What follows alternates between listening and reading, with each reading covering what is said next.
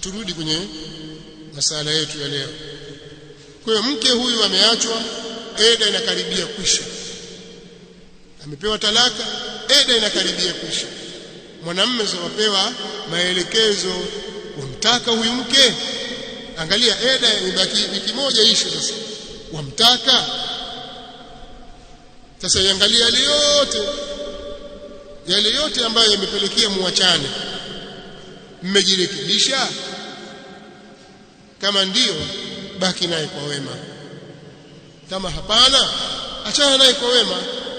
Sasa kuachana naye kwa wema, wanataja wanawachuoni, wanasema miongoni mwa hayo ni kumpa mwanamke haki zake zote anazostahiki. Kama alikuwa bado wadaiwa mahari, ulilipa nusu, lipa mahari yote, ni haki yake. Sio mwache amekaa eda, sasa eda yakaribia kwisha na humtaki tena, lakini wadaiwa wewe.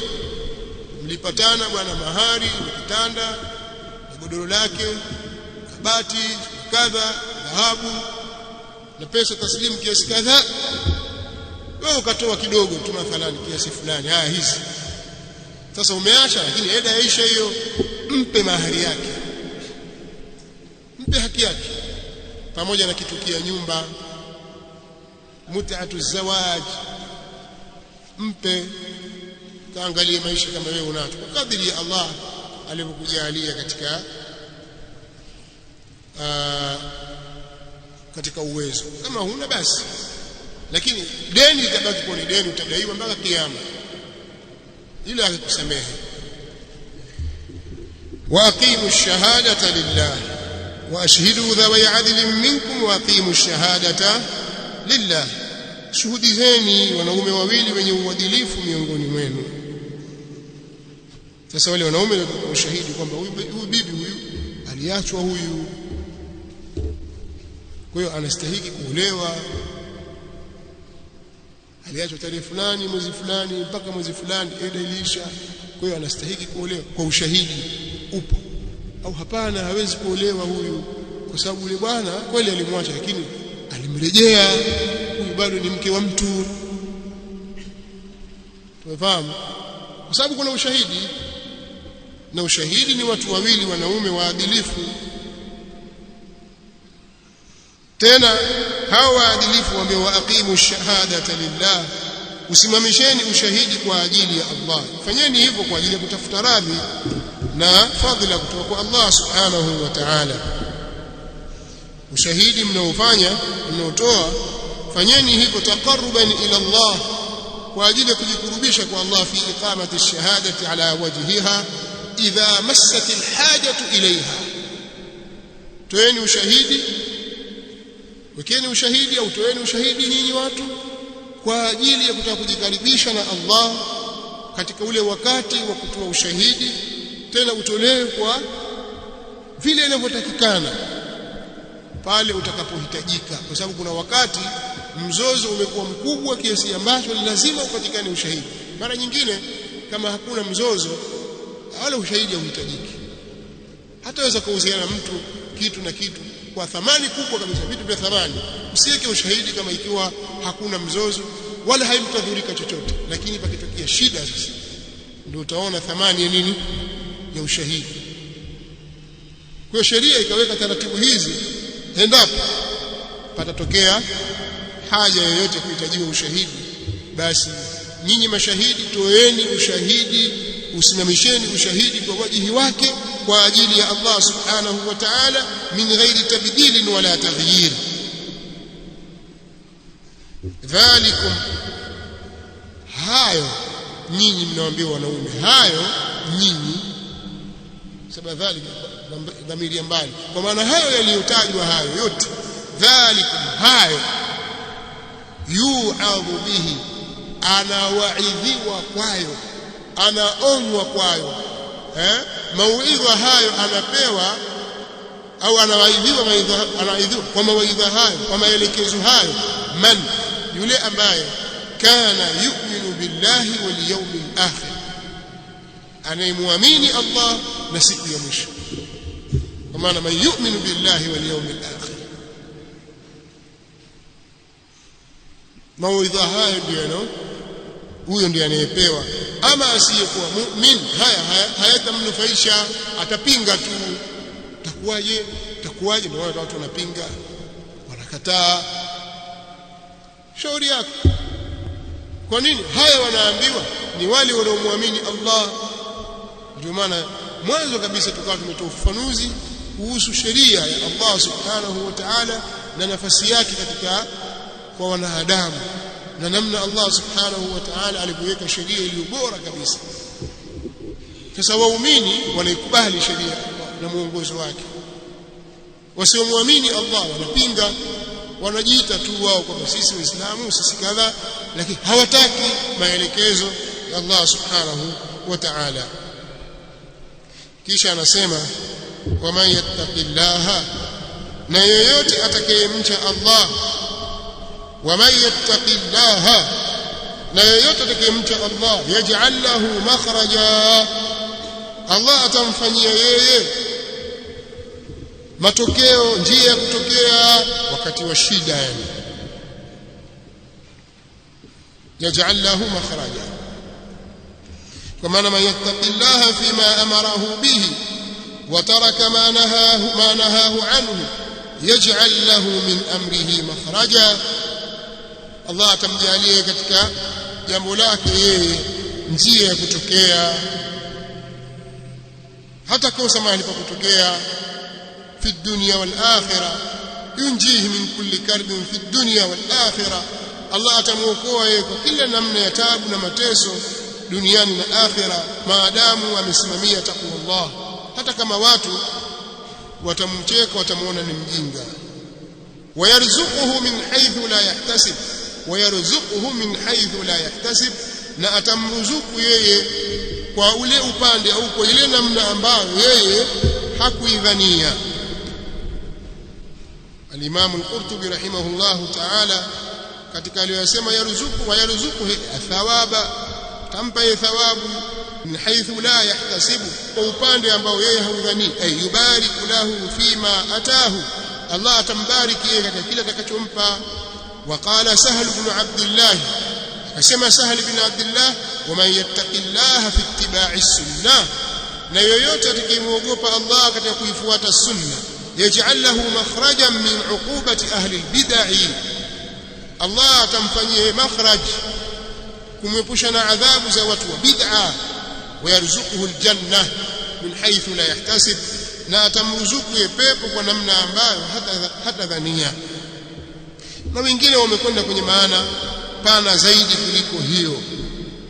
Ibn Uyayna anasema huwa al-barakatu fi rizq, hiyo ni baraka katika riziki. Utawekewa baraka katika riziki yako wewe kwa kuwa wewe umemcha Allah, ukatekeleza yale ambayo ameamrisha katika jambo hili la talaka, na ukayaacha yale aliyokataza katika jambo hili la talaka. Unastahiki wewe Allah subhanahu wa ta'ala kukufanyia mambo mazito, mambo makubwa, nayo ni kukupa riziki wewe ya halali kwa namna ambayo wewe hukuitarajia. Allah atakufungulia milango yake ya riziki na atakufanyia wepesi katika mambo yako. Yunjihi min kulli karbin fi dunya wal akhirah. Ibn Abbas amesema hivyo, ay min kulli shay'in daqa ala an-nas, kila kitu ambacho kimekuwa ni dhiki kwa watu, wewe itakujia faraj ya Allah subhanahu wa ta'ala. Wayarzuquhu min haythu la yahtasib, na Allah atamruzuku yeye kwa ile namna ambayo hakuidhania. Waman yatawakkal ala Allah, na yoyote atakayemtegemea Allah ikawa mategemeo yake na ameliegemeza jambo lake kwa Allah, fahuwa hasbuh, basi Allah ndiye tosha yake, na Allah atamtosha yeye. Fahuwa hasbuh, basi Allah yeye ndiye tosha yake, kwa maana Allah atamtosha yeye. Si umetegemea kwake na umetegemeza jambo lako kwake, basi anakutosha yeye, atakutosheleza katika mambo yako yote subhanahu wa ta'ala. Kama ni uzito atakuwekea wepesi, kama ni ufakiri atakuwekea utajiri, kama ni dhiki atakupa faraja, atakufanyia wepesi katika mambo yako. Na kadhalika kama ni kukosa mke, kwa kuwa umemcha Allah katika hilo, atakufanyia wepesi, utapata mke aliye bora kuliko huyo. Na kama ni mke, kwa kuwa amemkosa mume na haki iko kwake na akafanya subra akamcha Allah katika mlango huu, atamfanyia makhraji kwa kumpa mume aliye bora zaidi kuliko huyo, atakempenda na kumjali wote. Waman yattaqillaha yaj'al lahu makhraja wa yarzuquhu min haythu la yahtasib. Lakini watu wanapenda haraka. Kwa hiyo hapa tunataka kuambiwa kwamba wewe mume na wewe mke, wewe mume, kama jambo lako la ndoa limeharibika, ukisimama katika takwa Allah litatengenea jambo hilo, na kutengenea kwake, kama huyo mke ana kheri na wewe, Allah atakubakishia pamoja na vitimbi vyote vya watu, lakini Allah atakubakishia, atakufanyia makhraj. Na kama si riziki yako na hana kheri na wewe, atakufanyia makhraj kwa kukupa aliyekuwa bora zaidi kuliko huyo. Pengine akili yako inaweza ikafungwa kaona kwamba sasa mimi nikimkosa huyu nitapata wapi mwingine, kama vile dunia imeshaisha na wanawake wote wameisha. Kumbe sio hivyo. Sasa wewe ukisimama katika ukweli na kumcha Allah, ukatenda haki, hukumdhulumu mtu, ukasimama katika usawa na uadilifu kabisa, makharaji yatapatikana hata kama watu watakuona mjinga. Na hivyo hivyo kwa upande wa mwanamke. Pengine mwanamume alikuwa dhalim kwako, amekunyanyasa, amekufanyia kadha, amekufanyia, ukafanya subra na talaka ikaja, ukavumilia, ukakaa katika eda, ukavumilia, ukafuata utaratibu wa sheria, Allah atamfanyia mwanamke huyu makharaji na atamruzuku kwa namna ambayo yeye alikuwa haitarajii.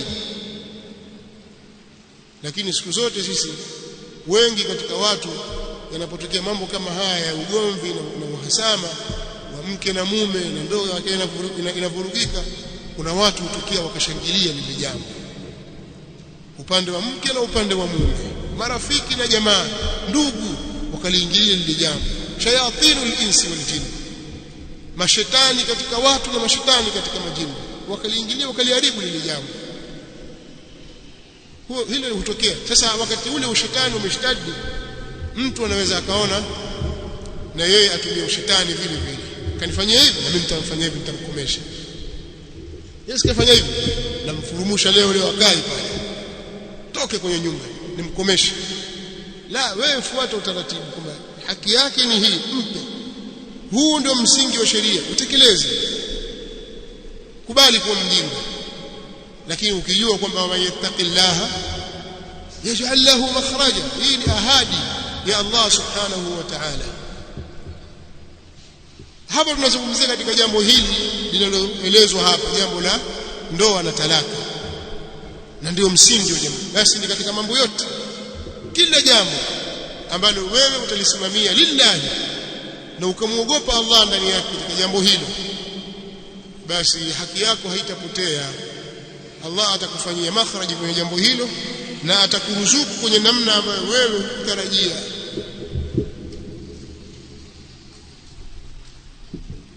Kwani watu wa Makka walipomtoa Mtume sallallahu alaihi wasallam Makka, mpaka wakataka kumuua Mtume sallallahu alaihi wa alihi wasallam, wangelijua kwamba ataupata ufalme ule na ukubwa ule kule Madina, wangeruhusu, wangekubali? Singekubali. Lakini walijua kwamba huyu tutamwadhibu, tutamuua, kwa sababu njama zao wamkamate, wamfunge au wamtoe au wamuue. Katoka Mtume sallallahu alaihi wasallam katika mji, atoka Mtume sallallahu alaihi wasallam atoka Makka, alia, mji anaoupenda. Lakini nitafanyaje? Nimezaliwa hapa, nimekulia hapa, mimi nimeoa, nimeshaanza kuzaa watoto. Mtume sallallahu alaihi wasallam ametoka Makka tayari kashafika miaka zaidi ya 50, mtu mzima. Jamaa zake wamtoa, akimbia katika mji wa Makka, akaya amalize uzee wake katika mji wake, mji wa wazee wake na babu zake. Lakini jamaa wakamtoa, akakimbia Mtume sallallahu alaihi wasallam akaenda Madina. Lakini ilikuwa ومن يتق الله يجعل له مخرجا ويرزقه من حيث لا يحتسب. hivi ndivyo vinavyokuwa. ومن يتوكل على الله فهو حسبه. Kwa hiyo katika jambo hili la ndoa na mambo yote, kwa hiyo hapa tunapata fundisho kubwa zaidi la tauhid na mtu kuweka mategemeo yake yote kwa Allah subhanahu wa ta'ala wakati wa kushtadi mambo na mambo yanapokuwa yamevurugika. Wewe mtegemee Allah peke yake subhanahu wa ta'ala, na yeye ndiye atakayekutosheleza katika mambo yako, kwa maana ikawa wewe huna unemtarajia ila yeye tu. La haula wala quwwata illa billah. Kisha anasema baada ya hayo, inna Allaha balighu amrihi, hakika Allah ni mwenye kufikia matakwa yake. Inna Allaha balighu amrihi, hakika Allah ni mwenye kuyafikia matakwa yake, yani yale anayotaka, kwa maana munfidhu qadayahu, ni mwenye kuzipitisha zile kadhia zake, wa ahkamahu fi khalqihi, na hukumu zake katika kwa viumbe wake, bima yuriduhu wa yashau, kwa vile anavyotaka yeye na vile anavyotaka yeye subhanahu. Waja'ala Allahu likulli shay'in qadra wa kullu shay'in 'indahu bimiqdar. Kwa hiyo Allah ni mwenye kulifikisha jambo lake na yale matakwa yake. Akitaka jambo fulani lifikie katika kiwango fulani, litafikia jambo hilo. Jambo fulani lifanyike, litafanyika, hakuna wa kulizuia, na hii ni amri yake al-kauni subhanahu wa ta'ala. inna Allaha balighu amri ay qadin amrahu fi man tawakkala alayhi, ni mwenye kuhukumu jambo lake kwa yule atakayetawakkali juu yake, wa fi man lam yatawakkal alayhi, na kwa yule ambaye hakutegemea kwake vile vile. illa anna man tawakkala alayhi yukaffir anhu sayiatihi wa yu'dhim lahu ajra. imesoma vile vile inna Allaha balighun amrahu, qira'a amma huyo munawwana na Asim ibn Abi Najud, na sitasoma kwa riwaya Hafs balighu amri kwa idhafa na kuondosha tanwini kwa takhfifan. Kwa anasema subhanahu wa ta'ala, inna Allaha balighu amrihi qad ja'ala Allahu likulli shay'in qadra, hakika Allah amejalia kwa kila kitu kiasi maalum. Allah amejalia kwa kila kitu kiasi maalum, kila kitu kwake subhana kinakwenda kwa kipimo maalum. Anasema likulli shay'in min ash-shiddati war-rakha'i ajalan yantahi ilayhi, kila kitu katika shida na katika raha kina muda maalum unakomea kufikia hapo, ndio mwisho wake. Na inasema kwamba takdiran, maana Allah kila kitu amekiwekea makadirio. Wengine wanasema huwa qadru al-hayd fi al-ajali wal-idda, ni kiasi cha hedhi katika kiasi kile cha muda wa eda, na vile vile katika hedhi na muda wa eda vile vile. Kila kitu kimewekewa kiasi chake na Allah subhanahu wa ta'ala. Kisha baada ya kueleza jambo hili, Allah akaeleza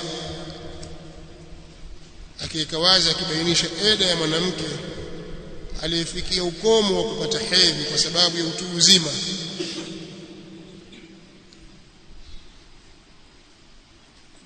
Tumesema jana kwamba wanawake, inawezekana mwanamke akawa anapata hedhi na inawezekana mwanamke akawa hapati hedhi kwa sababu ya utoto, kwa sababu ya maradhi, kwa sababu ya utu uzima.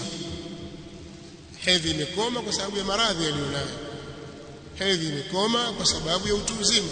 Ima kama ikiwa ni kwa sababu ya mimba, hii inafahamika hali yake, tumefafanua.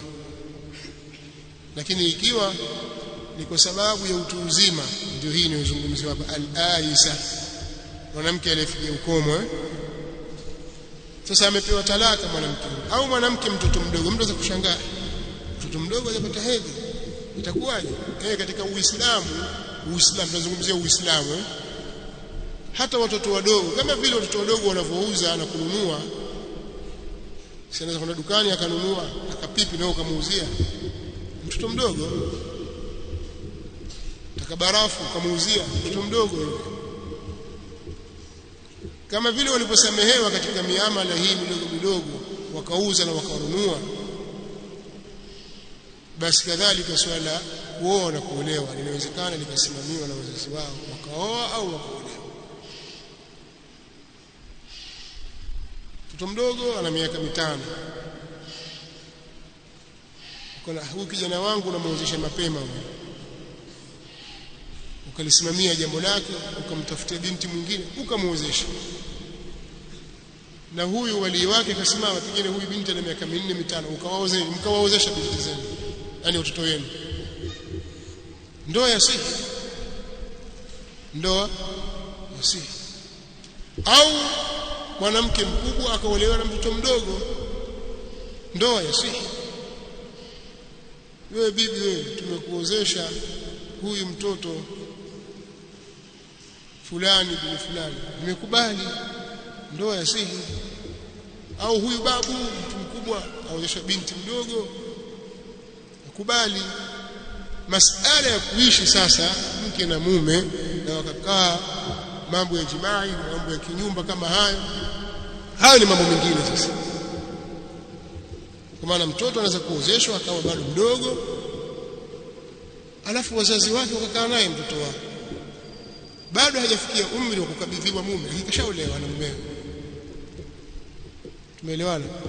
Kiislamu yafaa, wala sio unyanyasaji. Kama vile unavyoweza ukamnunulia gari mtoto wako mdogo, hajui kuendesha wala hajui nini gari, kusema gari hii mimi namnunulia hiki kitoto changu hiki kichanga hiki, namnunulia gari, haiambii kwamba huu ni unyanyasaji ya kuonyesha watoto. Kwa hiyo mnunulia gari, je, akigonga kwani umemwona mkabidhi?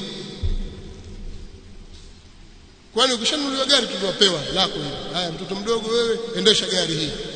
La, kwamba umemnunulia hii yake. Ukanunua nyumba kubwa mahali pa maana kabisa, namnunulia hiki binti changu cha miaka 5, namnunulia, yafaa? Yafaa. Alafu wewe ukasimamia sasa mali yake, alikuwa ataikuta. Hivyo kwa upande wa mume, sio kumtafutia mume mzuri wa maana, na muozesha huyu binti yangu, kawa ni mume wake, alafu wewe ulisimamia jambo lake, hakabidhiwi kwa sababu bado hajakuwa na ahlia ya kukaa na mume. Utamkabidhi vipi sasa? Kwa atabaki kwa wazazi wake, atabaki kwa walezi wake. Kwa hiyo jambo hili lafaa. Mtu akaona mbona azungumza mambo tena, haki za watoto ziko wapi? Zipo. Na Uislamu unachoka sana hizo haki za watoto. Tumeelewana? Kwa hiyo huyu ni mdogo na anafaa kuozeshwa, atakwenda shule, atakwenda madrasa, atasoma, atakufanya kazi, atalelewa, lakini yule mume wake. Kipindi kimefika sasa kwamba huyu anastahiki kukabidhiwa kwa mume wake, atakabidhiwa na ataambiwa yule mume wake. Sawa? Mimi simtaki, kashakuwa na akili na kadha, simtaki mume. Kama mke hamtaki mume kwa sababu za msingi au bila ya sababu za msingi, si yule mwanamke alikwenda kwa Mtume sallallahu alaihi wasallam akashtakia kwamba mimi simtaki yule mume wangu, nini sura yake mbaya, ana dini, ana kila kitu, lakini mimi nafsi yangu hapana, sijamwangalia vizuri yule, simtaki bwana, toa talaka, hataki. Basi fanya khulu. Mwanamke akaambiwa rudisha mahari yake. Utaweza kurudisha shamba lake? Naweza. Akaambiwa mume, kubali mahari yako, chukua mali yako, watalikaha tatlika. Sitaki. Tumeelewana? Kwa hiyo kama mume ataambiwa aache, hataki, mwanamke ataambiwa afanye khulu, arudishe kiasi kile ambacho mwanamume amekihitajia. Hapa kwa nini nasema hivi? Nasema hivi kwa sababu kuna talaka anaweza yakapewa mwanamke mtoto mdogo ambaye bado hajapata hedhi. Umeelewa? Sasa ela yake itakuwaje? Nimetanguliza maneno hayo yote kwa sababu pengine mweza mkasikia kigegezi. Hii talaka ya mtoto mdogo, mtoto hajapata hedhi, alafu kaolewa, alafu apewe talaka. Kiislamu inawezekana, lakini kwa wajihi huo kwamba sasa mtoto kabakwa. Hakuna kubakwa. Masala ya kuoa ni kitu kingine na masala ya kuishi na mume kitu kingine. Kumnunulia gari ni kitu kingine na kukabidhiwa kuendesha barabarani ni kitu kingine. Au vyote sawa? Hakuna watoto wanaofunguliwa akaunti huko benki huko. Akaunti za watoto hakuna. Mbona pesa mwapa watoto? Kwa sababu wazazi wao wanawasimamia katika jambo hili. Kwa hiyo Kiislamu hili pia nalo, na hili lina maslaha makubwa sana. Sheria imetunga kwa maslahi mapana sana. Sasa turudi kwenye darasa. Ikitokea huyo mtoto mdogo wa kike ambaye hajafikia bale, hajaanza kupatwa na haidh, aliolewa, kisha yule mume aliyemuoa akamtaliki. Mimi nimemwacha, hata mwenyewe hajui kuyatazia matope. Kile kitoto chako mimi nimekiacha. Sawa? Kashampa talaka. Wala hajui kama atalikiwa. Na hana hedhi. Au ni mama mtu mzima ameshafikia umri wa kukatika hedhi. Ndio sheria inasema hivi, wallai yasna min almahidh min nisa'i, na wale wanawake ambao wamefikia ukomo wa hedhi katika wanawake wenu. Wallai, na wale wanawake ambao yasna min almahidh, wamefikia ukomo katika hedhi, min nisaikum, katika wake zenu. Inirtabitum, mkiwa mmepata shaka. Pana kauli mbili hapa, sawa? Kwa maana mkipata shaka, kundi katika as-salaf wanasema shaka yenyewe, in ra'ayna daman wa shakaktum fi kaunihi haidan au istihadha. Sawa? Ikiwa hao wanawake watakuwa wameona damu, lakini nyinyi mkawatilia mashaka kwamba hii damu ni hedhi au ni istihadha, ni damu ya ugonjwa, ndio maana inirtabitu. Hii ni kauli ya pili, inirtabitum fi hukmi iddatihin wa lam ta'rifuhu, mkiwa mmetia shaka katika hukumu ya eda zao na ikawa hukumu hiyo hamkuijua. Hamjui. Tumeambiwa mwanamke atakaa eda hedhi 3, 3 quru. Sasa huyo hapati hedhi, tuna wasiwasi eda yake itakuwaje, tuna shaka hapa. Sawa? Allah anasema fa'iddatuhunna 3 ashhur, basi eda yao wao itakuwa ni miezi 3 kwa muandamo. Miezi 3 kwa muandamo wa mwezi. Atauona mwezi mara ya kwanza na mwezi mara ya pili, mwezi mara ya 3. Miezi 3. Kwa hiyo hii ni badali ya zile hedhi 3 fi haqqi man tahid, iwadan an 3 qurun fi haqqi man tahid. Wakadha as-sigharu, Ibn Kathir alipotaja aya akasema kama dallat ala dhalika ayatul baqara, wakadha as-sigharu allai lam yablughna sinna al-hayd, na hukumu ni kama hiyo kwa watoto wadogo wa kike ambao hawajafikia rika la hedhi. Anna iddatahunna ka'iddati al-aisa 3 ashhur, kwamba eda zao na wao ni kama eda za wanawake wakuu waliofikia ukomo, nao ni miezi 3. Tutaishia hapa, tutakuja kuanza hapa inshallah darasa lingine.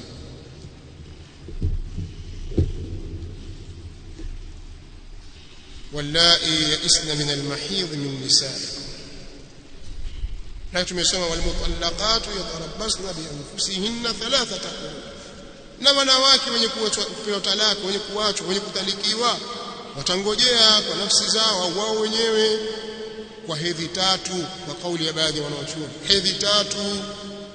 Sasa huyu hapati hedhi, hapati ada yake kwa sababu ni mtu mzima na ameachwa sasa, kwa sababu ni mtoto mdogo hajafikia bale, hajaanza kupata hedhi, ameachwa sasa. Atakuwaje huyu? Tutatizika sisi. Eda yake ni miezi 3. Inshallah tutafafanuzi kwenye darasa ya kesho sasa masala ya haidh, kama atakapotajwa wallai lam yahidna, kuanzia hapo kufikia ukomo, na kadhalika wale ambao hawapati hedhi hukumu yao inshallah tutakuja kutaja ufafanuzi wake katika darasa ya kesho inshallah. Wallahu ta'ala a'la wa a'lam. Mwanamke mfano hapati hedhi kwa sababu ya kunyonyesha au kwa sababu ya maradhi, kapewa talaka, kwenda talaka, atakaa muda gani huyo? Atasubiri mpaka apate hedhi? Maana ni katika dhawatul hayd, wenye kupata hedhi yao, lakini imekatika kwa sababu ya kunyonyesha, atafanyaje? Atakaa atanyonyesha hivyo mpaka atakapopata hedhi ndio aanze eda, au itakuwaje? Na je, ikitokea katikati kipindi kile mume amekufa na haja aanza eda,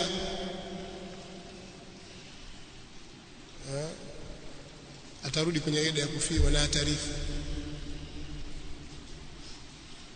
Kuna wakati mwanamke anaweza kuhama, amepewa talaka leo, baada ya mwezi hata eda haijaisha mume akafa, ataambiwa toka kwenye hedhi, kwenye eda